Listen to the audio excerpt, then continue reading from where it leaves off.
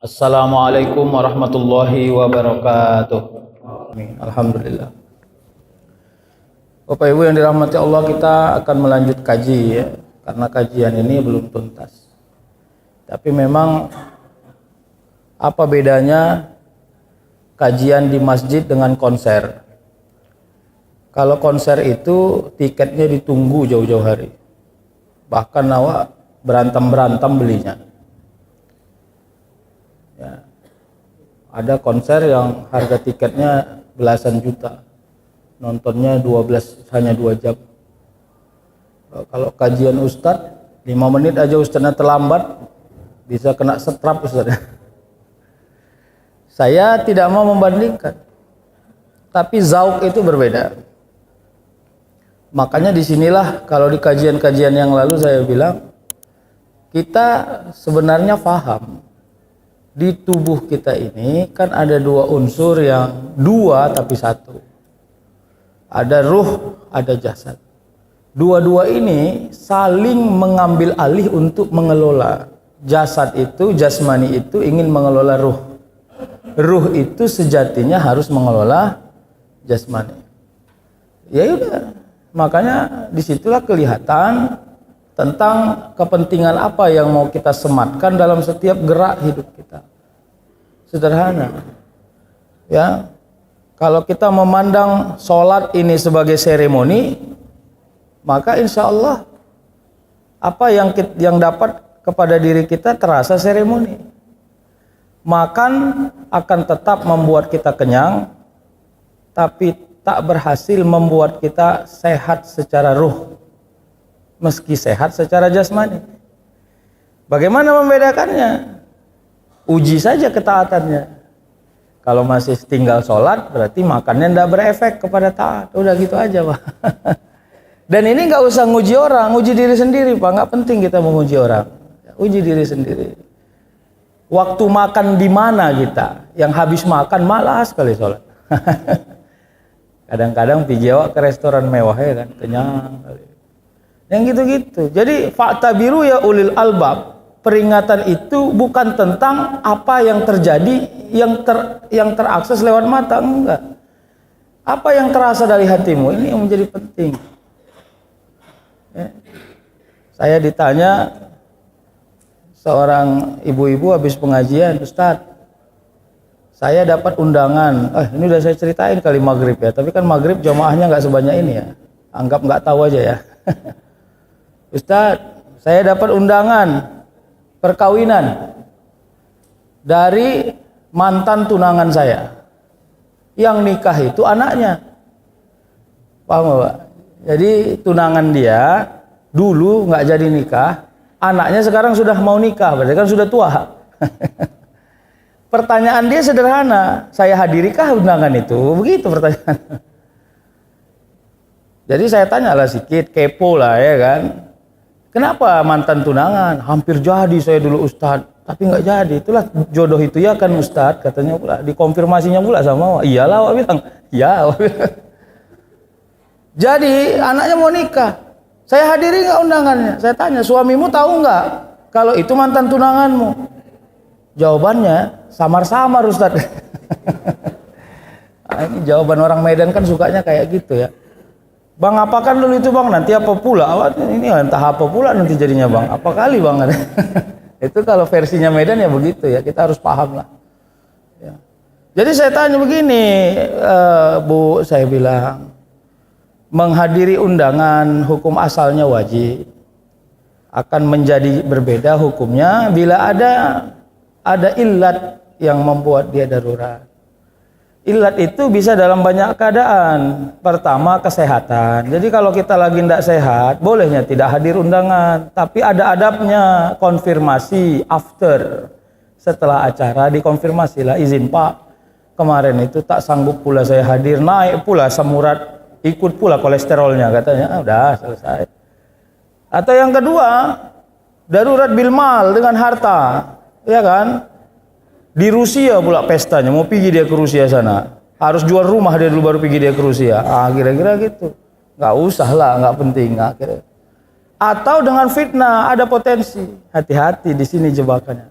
Ah, tapi kan Ustadz dulu itu serius. Dulu Ustadz serius. Ya dulu lah Ustadz serius. Nanti diingatinya ke waktu nonton bioskop kalian gimana? Ah, iya, oleng juga ya. Jadi Pak, kalau kajian tasawuf ini pentingnya di situ Pak. Ini bukan tentang, kan nggak diharamkan, bukan begitu cara ngomongnya. Kalaupun dia nggak haram, tapi punya efek kepada pengelolaan batin, harus itu dijadikan sebagai cara pandang. Kalau enggak ya gawat. Berapa banyak orang makan di kantin bukan karena enaknya makanan, tapi karena menornya pelayan. Alamak, jangan geleng-geleng Pak, anggu-anggu aja. Jadi udah begitu. Kita ini suka menyembunyikan yang niat yang sebenarnya. Karena kita menganggap saya datang kemari makan kok orang saya bayar. Benar. Terus yang kau lihat apa? Ah, yang gitu-gitu. Disitulah uzlahnya seorang mukmin. Saya sampai hari ini masih sangat berkeyakinan salah satu solusi mengurang-urangi dosa adalah uzlah. Tapi bukan menguzlahkan diri secara jasmani lalu nggak keluar rumah, lalu nggak berkawan, bukan begitu. Kalau ulama atau wali kita zaman dulu uzlahnya pergi ke gunung-gunung, ya i'tikaf, bertahanus ya kalau versinya Rasulullah. Uzlahnya orang-orang modern hari ini adalah mengenali potensi dosa. Gini Pak, kalau berenang jago kali dia, udah. Tapi kalau lari dia nggak jago. Makanya yang nggak jago itulah yang difokuskan, jangan yang jagonya. Gitu kira-kira. Saya Ustadz, ini yang bolak-balik saya sampaikan. Kalau judi, saya nggak mau Ustadz. Nggak pernah saya judi Ustadz. Ada kawan saya mau kasih saya modal untuk judi. Ah, nggak mau saya. Tapi kalau mabuk Ustadz, nah ini. Berarti masalahmu mabuk, bukan judi. Dari situlah engkau uzlah. Kawanmu yang ngajak mabuk, blokir sebentar nomornya. Udah, jangan kau miskol. Kadang-kadang sengaja aku hilap karena Allah Ta'ala. Di miskolnya kawannya, aduh brother, salah miskol. Ayo ya nongkrong sini, aku tunggu katanya. Aduh mak, gak tahan ini. Ya udah. Dan itu kerja kita. Istilah saya itu ada kotak. Kita jalan dari pinggir-pinggir kotak itu, keluar sedikit, balikkan balik. Keluar sedikit, balikkan balik. Itu aja kerja kita ini. Sama kayak orang sholat khusyuk. Pertanyaannya, Ustadz bagaimana itu sholat khusyuk? Kalau saya disuruh menerjemahkan secara awam, begitu kau ingat jemuranmu, cepat balikkan kepada jalan yang benar. Jangan kau cari lagi di mana hanger, di mana peniti, di mana gunting kuku. Jangan begitu. Ini enggak, kita lanjutkan lagi. Habis hanger di mana ya hanger-hanger? Wah, di belakang pintu. Jangan dilanjutkan. Jadi keluar balik sama. Potensi itu akan terus ada. Aman di mahdoh, sholat tidak tinggal, sunnah oke, sedekah oke. Tiba-tiba mantannya miskol. Alamak, begitulah Pak. Maaf Pak.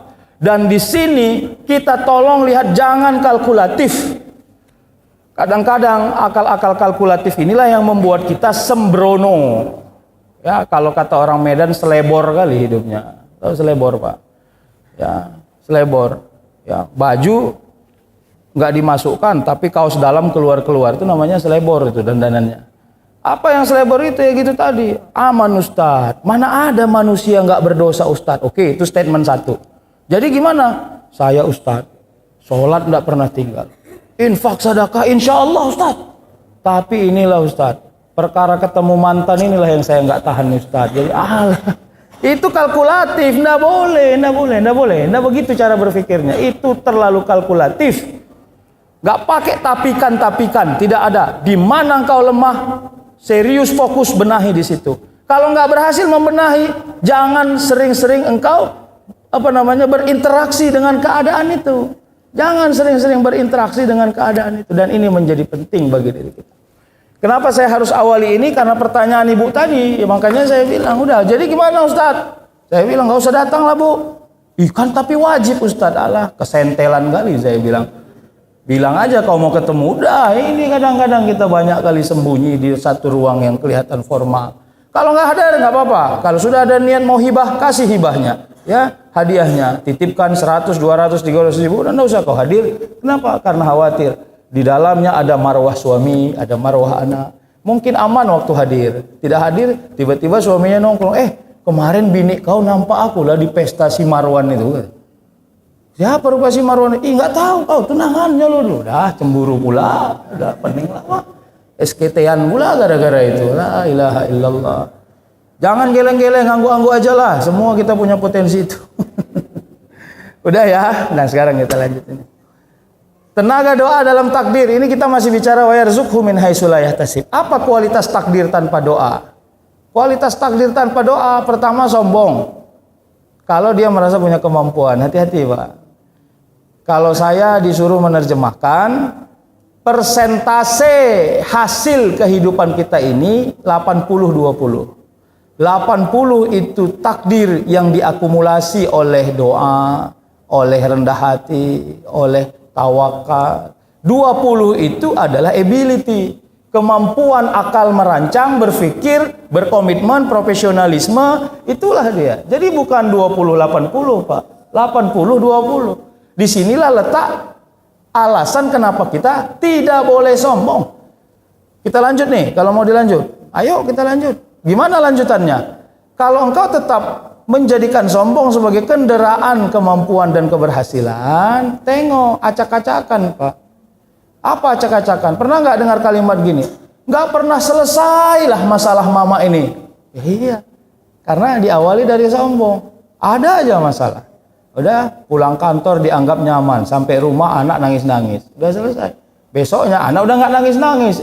Tiba-tiba pagar pula hancur, rusak, ditabrak orang dari depan. Bam! Apa ada-ada aja lah masalah. Ya itu kalimatnya. Ya, jadi sangka positifnya apa? Sangka positifnya karena engkau sedang diuji.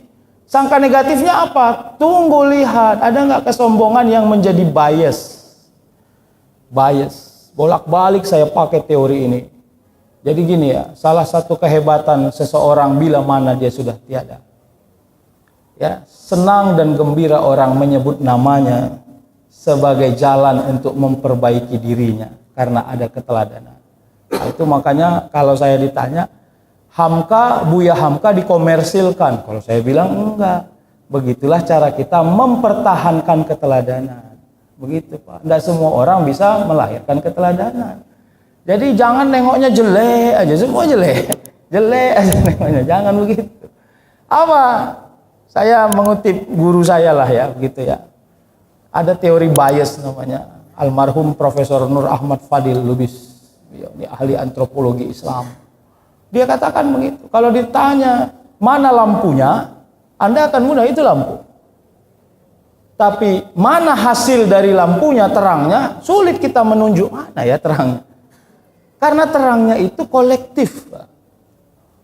Itu bias itu bagian dari hasil yang kita dapatkan dari keadaan yang sudah kita bentuk. Jadi kalau sombong yang menjadi karakter membentuk keadaan, maka semua biasnya akan menjadi tidak asik Pak. Hati-hati Pak. Jadi ini bukan parsial Pak. Kalau engkau sombong di A, maka balasannya hanya satu. Enggak begitu. Balasannya bisa nggak tahu kita di mana jejaknya. Disinilah letak kenapa istighfar itu menjadi obat bagi orang-orang yang sombong. Astagfirullahaladzim. Awak ini kan bukan apa-apa ya Bu. Awak ini jujurlah. Kalau di masjid ini, ya kurasa yang paling sering sholat duha saya. Ini tapi bukan apa-apa lah ini. Ini sebenarnya kan bukan. Ini karena kebetulan cerita aja nih. Ya. Kalau pandang-pandang, ya yang paling lama itikaf aku lah sebenarnya. Tapi ini bukan apa-apa ini. Lama-lama pening juga. Maaf Pak ya, maaf. Takut kita. Lisan ini sering mengekspos siapa diri kita. Lisan ini sering mengekspos siapa diri kita. Padahal kalau kita mau paham, semakin sering kita mengekspos siapa diri kita, semakin tajam orang mencari kelemahan kita. Iya. Cobalah, nggak usah uji jauh-jauh Pak, uji anak kita aja lah. Dek, sinilah dek, duduk. Papa ini kan baik dek. Adik paham nggak papa ini, Bok? Papa ini begini dek, papa ini. Alah Pak, kemarin papa aja langsung begitu tuh. Kemarin Pak awak minta beli coklat, papa nggak kasih. Kemarin awak minta beli berenang, kenapa? Karena semakin tajam kita menceritakan siapa diri kita, semakin tajam pula orang mencari kelemahan kita. Udahlah. Jadi sombong, tolong dihapus. Nah. Yang kedua pesimis. Disinilah letak kelemahan orang-orang yang belum memulai udah nyerah Pak. Ya kan? Alah, hujan pula. Ini kalimatnya bahaya ini, Pak.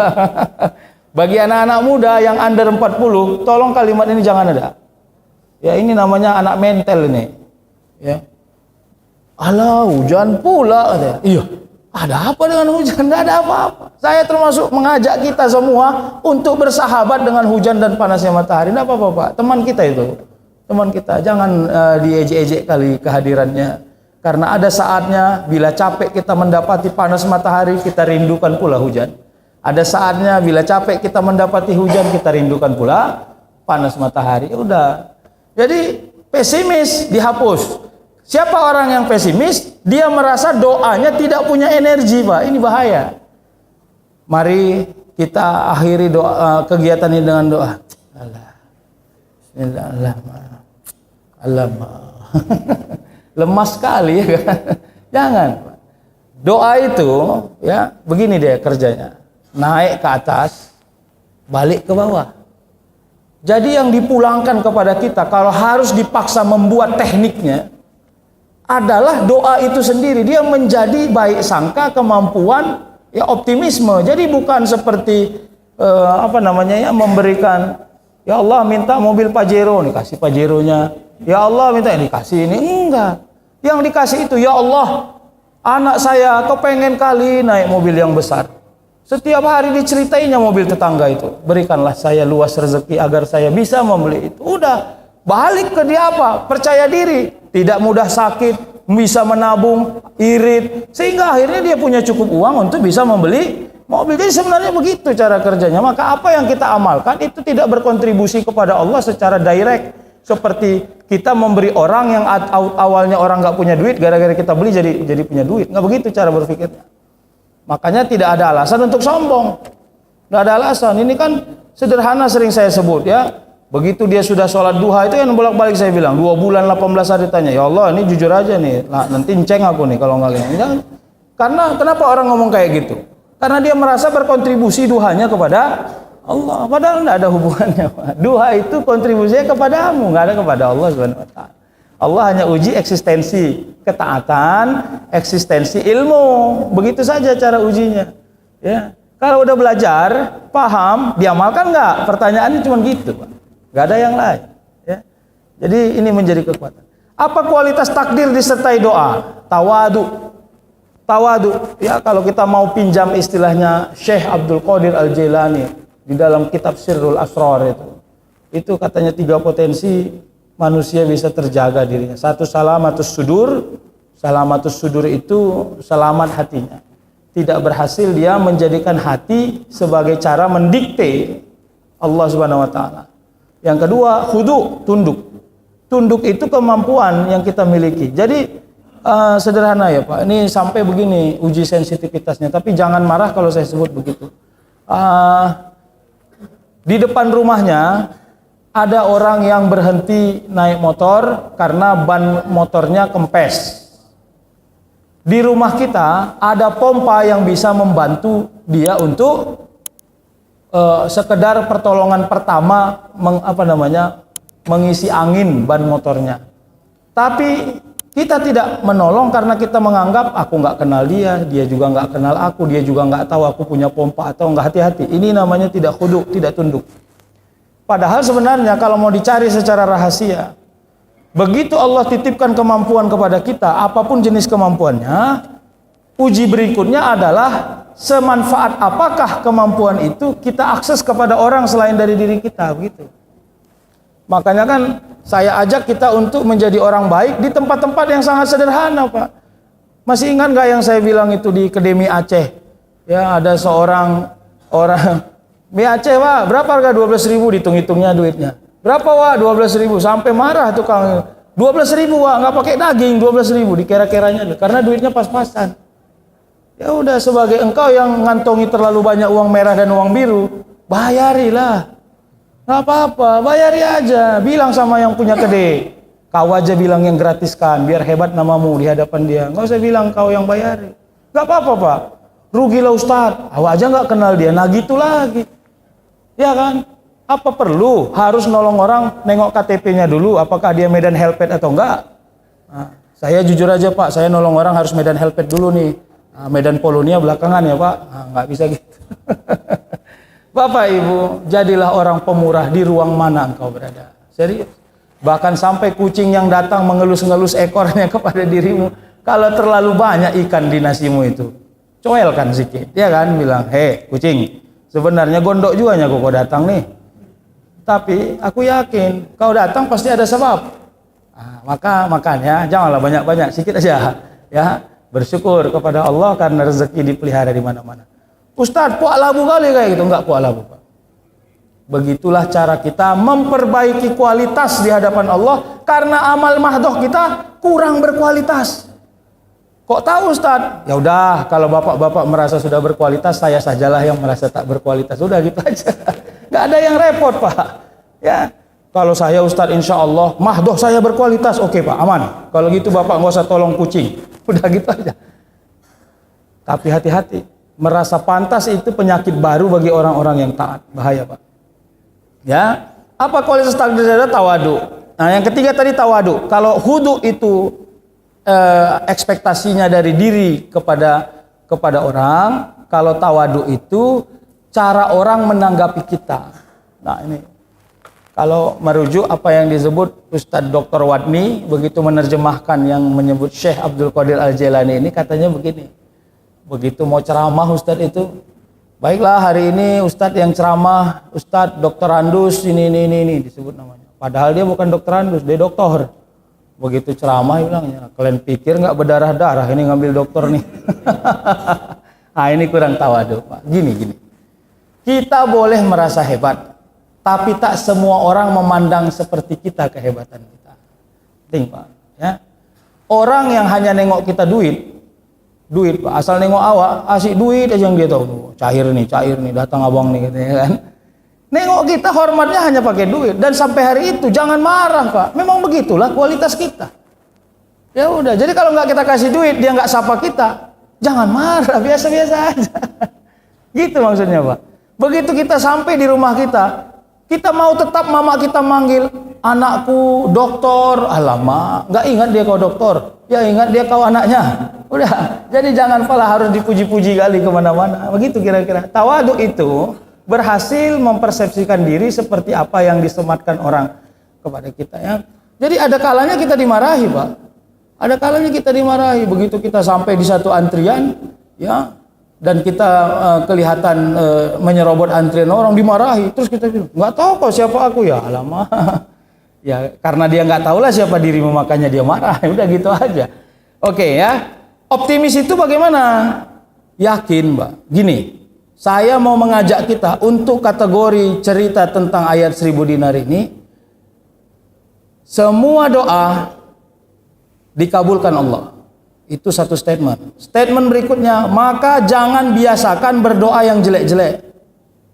Karena al-kalamud doa. Satu, dua ya.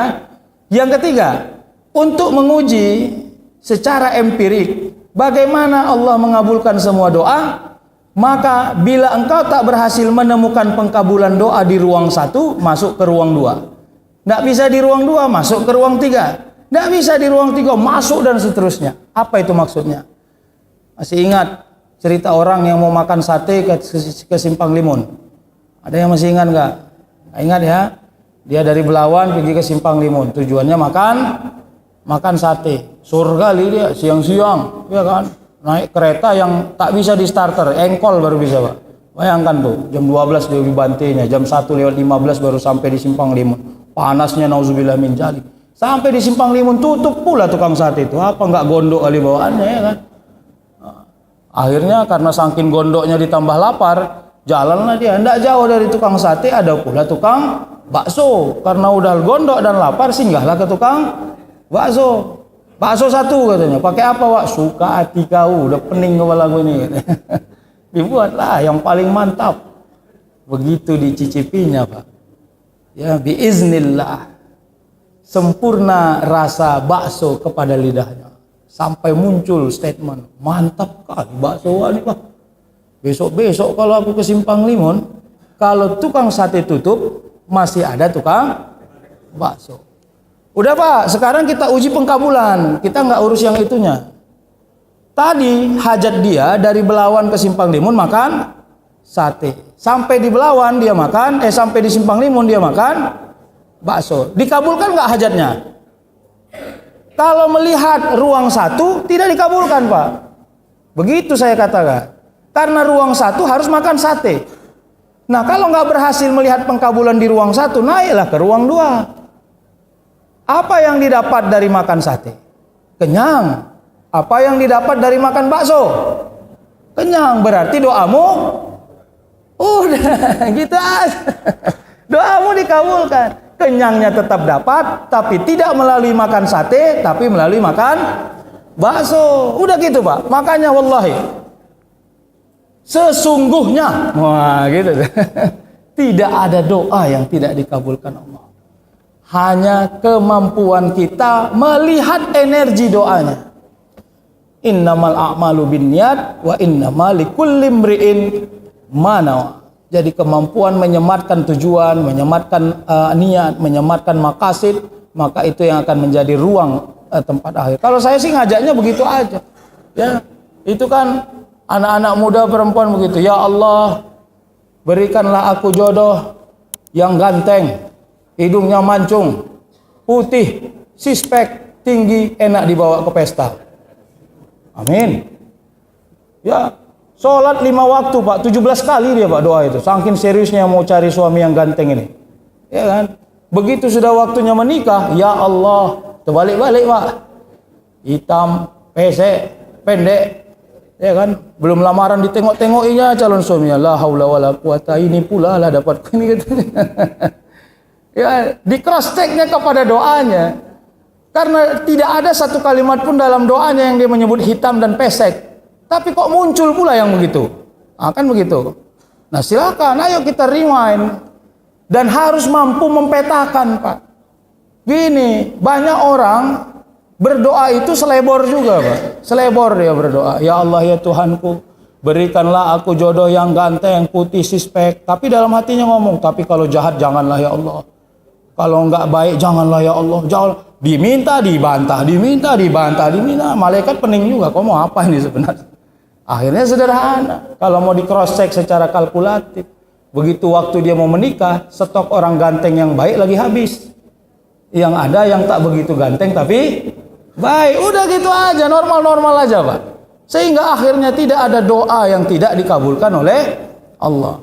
Sampai hari ini silahkan kembali kepada takdir yang Bapak Ibu sudah alami sampai hari ini. Cek and recheck. Kalau tidak, doa di keturunan yang berikutnya. Jadi ini juga bisa menjadi turun-temurun.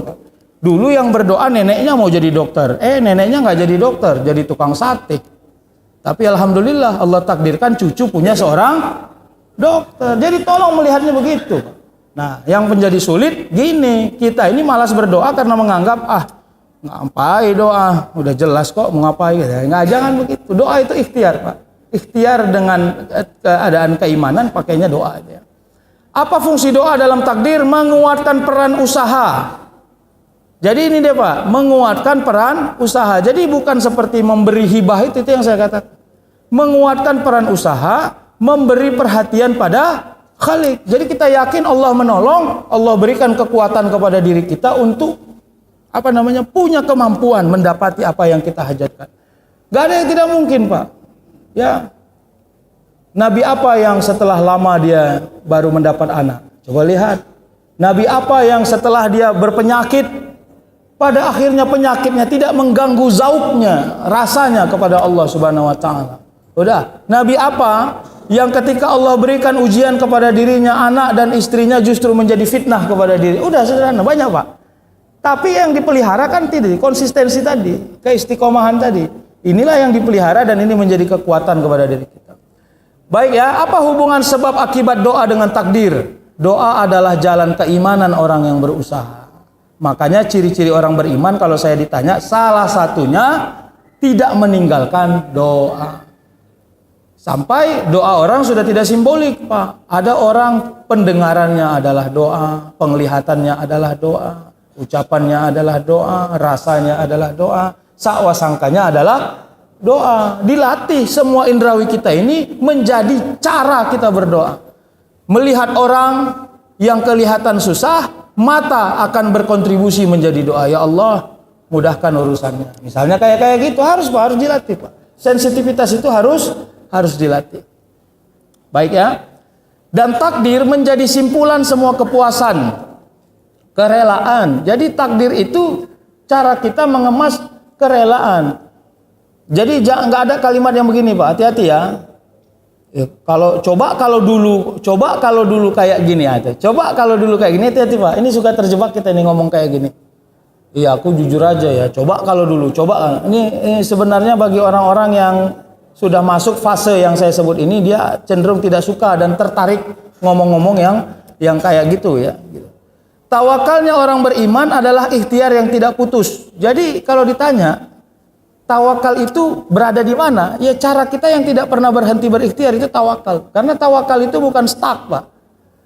Jadi kalau ada orang bilang ini, Ustadz, saya udah selesai ikhtiar, tinggal tawakal aja lah. Oh, nggak begitu. Itu kalimatnya terlalu dikotomik, Pak. Nggak begitu cara melihatnya. Ya kalau engkau tawakal, baik sangka dikuatkan dan dipusatkan, usaha tidak pernah berhenti. Udah gitu, Pak. Jadi kadang-kadang Allah kasih kita kemudahan sebab kita hadir setiap hari, Pak. Dan hadir setiap hari itu jangan dianggap tidak ada nilai. Ya, kalau hadirnya baru 5 kali, padahal orang yang hadir 20 kali saja belum tentu dapat, maka 5 kali itu belum banyak. Maka hadirlah berulang-ulang. Dalam apa? Dalam sholat, dalam taat, dalam sedekah, hadir aja, Pak. Jadi tidak usah seolah-olah ada linear. 5.000, wah nanti dapat 10 kali lipat. Nggak usah begitu cara menilainya. Udah 5.000 zongkan, 5.000 zongkan, 5.000 zongkan. Nanti gimana? Ya udah, kita lihat bagaimana cara Allah mempertahankan keimanan. Dan harta yang paling mewah bagi orang-orang yang taat kepada Allah adalah keimanan. Itu harta yang paling mewah, Pak. Nggak ada yang lain. Terakhir lah ya. Ikhtiarnya orang beriman menyertakan doa yang tak pernah putus. Doa yang tak pernah putus. Walaupun engkau meyakini sudah belasan tahun Allah belum mengabulkan apa yang kau hajatkan, belasan tahun itu masih sangat cepat dan masih sangat sederhana dibanding engkau memutuskan perkara baik sangka kepada Allah Subhanahu wa taala. Dan beginilah perbedaan orang mukmin dengan orang yang tidak mukmin, Pak. Begini perbedaannya. Baiklah, saya kira itu saja yang bisa saya sampaikan ya. Terima kasih ala kulli hal. Mudah-mudahan kita selalu mendapati perlindungan, kemudahan dari Allah Subhanahu wa taala. Wassalamualaikum warahmatullahi wabarakatuh. Waalaikumsalam warahmatullahi wabarakatuh. Untuk menjawab itu ada 2 keadaan yang kita harus fokus. Pertama, kadang-kadang gini, Pak. Orang merasa kita bermanfaat, tidak merusuh saja kita, sudah bermanfaat menurut orang. Paham nggak kira-kira, Pak? Iya. Tidak merusuh aja, udah manfaat kali kehadiran awak. Nah, itulah. Dan hati-hati, kualitas kita itu sangat rendah itu sebenarnya gitu. Nah, ini kalau kualitas yang begini ini sudah hadir bagi diri kita di rumah, Pak. Ini bahaya, Pak. Jadi kecelakaan pertama seorang ayah atau ibu di rumah adalah anak-anak atau orang yang tinggal di rumah menganggap kita sebagai bencana kecil, Pak. Ya, ini PR bagi kita ya. Ayah, hari ini kemana aja? Di rumah aja, Nak. Garuk-garuk. Iya. Hati-hatilah. Makanya membahasakan keadaan yang benar itu dan dengan sejuk itu menjadi menarik. Nah, yang kedua, manfaat yang berhasil didikte orang. Jadi manfaat yang paling hebat itu apa? Keteladanan, Pak. Itu yang paling hebat. Jadi ini maaf ya. Tapi kan gini juga nih, kalau saya sebut bisa jadi kita jalan untuk sombong, tapi nggak apa-apa saya sebut sebagai belajar ya. Misalnya gini, ada seseorang duduk di masjid, ini kalau konteksnya masjid, lalu tiba-tiba dia berdiri untuk sholat. Nah, ada 3 orang di belakangnya ikut sholat juga gitu. Nah, itu manfaat yang terbaik gitu, Pak. Jadi manfaat terbaik itu keteladanan sebenarnya. Jadi atau ada seorang yang agnia, dia bilang begini, alhamdulillah Pak, saya senang sekali dengan masjid ini. Kemarin saya ada rezeki, saya berinfak untuk pembangunan masjid ini. Gara-gara dia ngomong gitu, ada 10 orang yang juga ikut berinfak. Itu kemanfaatannya. Jadi kemanfaatan yang paling baik itu adalah mengajak orang ikut berkontribusi pada tempat yang bermanfaat itu. Nah, jadi begitulah cara mengujinya. Begitu saja cara mengujinya. Kira-kira kemanfaatan yang kita hadirkan itu berefek atau tidak. Nah, kalau tidak berefek maka setidaknya yang rendah tadi itu Pak, tidak membuat keadaan menjadi runyam, itu juga kemanfaatan bagi kita sebenarnya gitu ya. Gitu menurut saya Pak. Terima kasih. Apalagi yang dihadapi itu kadang-kadang orang tua Pak. Ini juga saya pernah mendapati pertanyaan seorang anak yang dia sudah mengurusi orang tuanya yang maaf ya lumpuh, sudah di atas 11 tahun Pak. Sampai pertanyaan, dia nanyanya sampai begini Pak, udah pertanyaan tidak normal lagi. Kalau Ustadz jadi saya, apa yang Ustadz lakukan? Nah, sampai begitu udah pertanyaannya Pak. Itu kan udah pertanyaan orang capek itu Pak. Itu pertanyaan orang capek itu. Jadi bukan lagi Ustadz kayak mana caranya supaya saya, nggak gitu lagi Pak. Kalau Ustadz jadi saya, apa yang Ustadz lakukan? Nah, untuk konteks yang saya sebut mudah-mudahan punya hubungan dengan jawaban yang kepada Bapak. Ini kan tadi kan konteksnya doa ya. Sebenarnya doa harus diiringi dengan usaha. Saya bilang sama beliau, kebetulan bapak-bapak yang bertanya ke saya. Begini Pak, pertama jangan sampai orang tua yang sedang diurus menjadi fitnah dan kita juga menjadi fitnah. Saya agak serius dan fokus bercerita fitnah karena memang itu harus konsentrasi kita mengurusinya. Makanya gini, kalau ndak bisa dengan tangan Bapak langsung mengurusinya, maka jadikanlah harta Bapak menjadi jalan untuk mengurusnya. Dan hanya begitu caranya, nggak ada yang lain. Dan tolong jangan berhitung-hitung pada jumlahnya. Untuk membuat Bapak menjadi lebih steril terhadap jumlah yang sudah dikeluarkan, minta kepada Allah dalam doa. Ya Allah, saya ini orang awam. Saya ajarkan begitu Pak, awam. Untuk mencari uang setengah mati saya mendapatinya. Sepertinya keluar dengan begitu cepat. Maka ya Allah, kalau boleh saya bermohon, uang yang dikeluarkan untuk mengurusi ayah saya ini sebagai jalan saya meminta agar saya diberi kesehatan, seumpama saya merasa uang itu pengganti dari sehat saya. Udah Pak, supaya kita tetap merasa kalkulatif, enggak apa-apa. Karena kita merasa kalau sayang kali kalau ku biarkan aja meninggal juga ini. Kadang-kadang begitu. Maaf Pak ya, kasar Pak. Makanya benar itu. Seorang ibu atau ayah berhasil mengurusi 10 anak. Tapi 10 anak belum tentu berhasil mengurusi seorang ayah dan ibu. Saya mulai meyakini teks itu Pak. Mulai meyakini teks itu. Makanya ini menjadi kekuatan. Nah, doa bagaimana?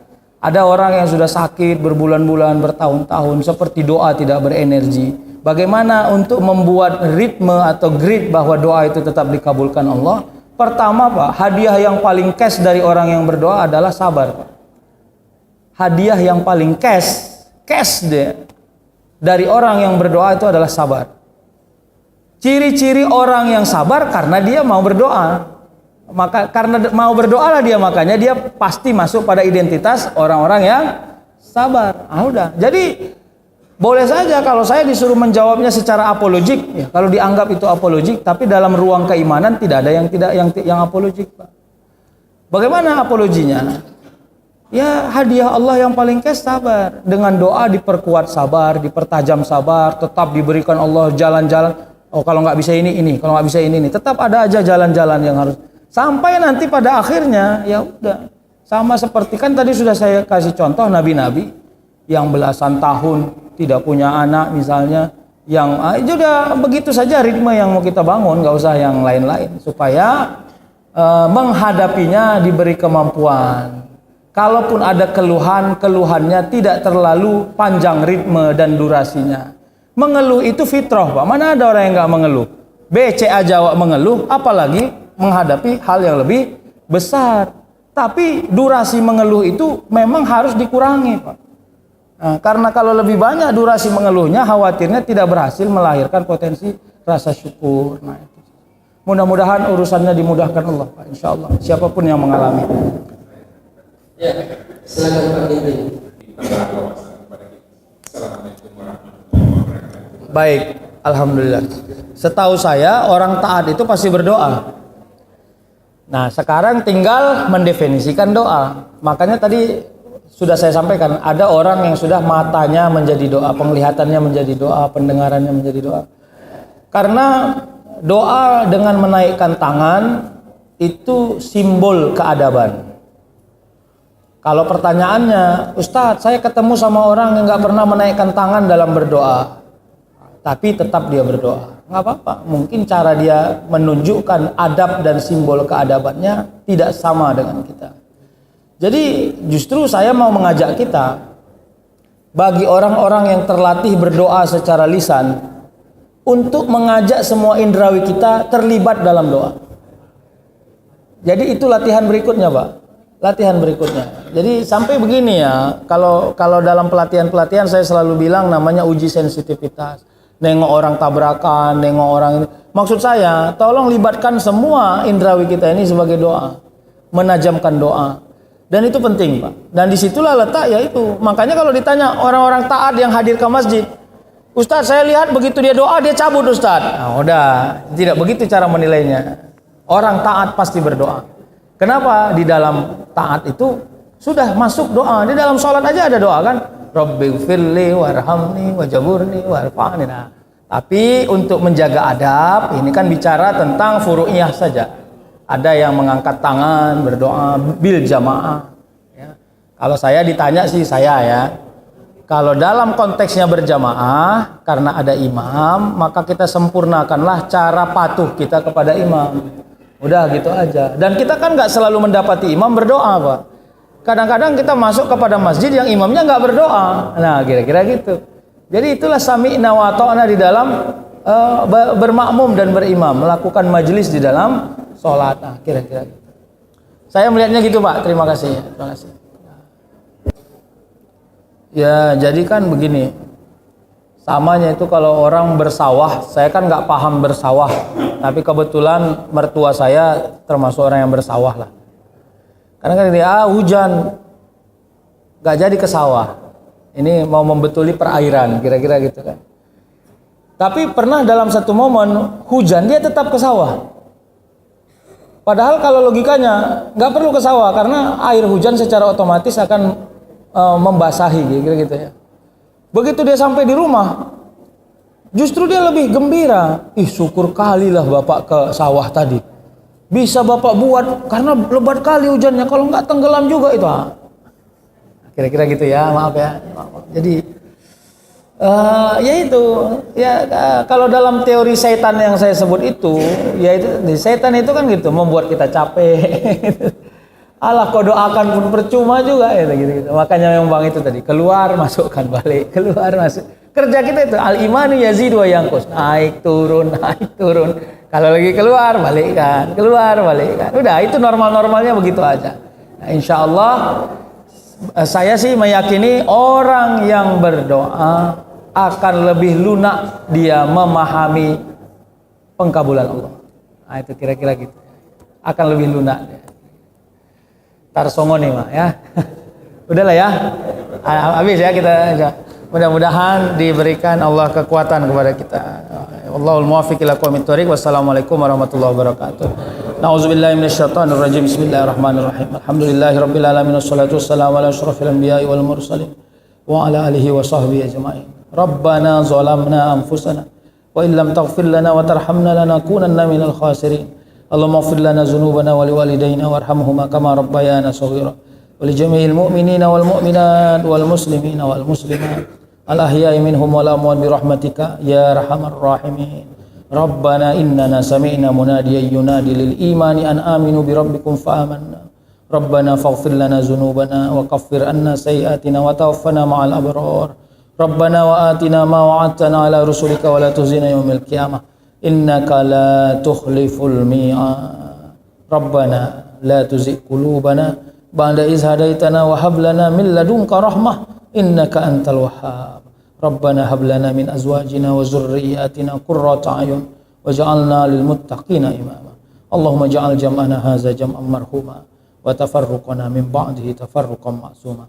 Rabbana taqabbal minna innaka antas samiul alim wa tub alaina innaka antat tawwabur rahim. Rabbana atina fid dunya hasanah wa fil akhirati hasanatan wa qina azaban nar. Subhana rabbika rabbil izzati amma yasifun wa salamun alal mursalin walhamdulillahi rabbil alamin. Taqabbalallahu minkum. Terima kasih kepada Ustaz sudah memberikan hanya inspirasinya kepada kita, semoga dapat kita tingkatkan Quran yang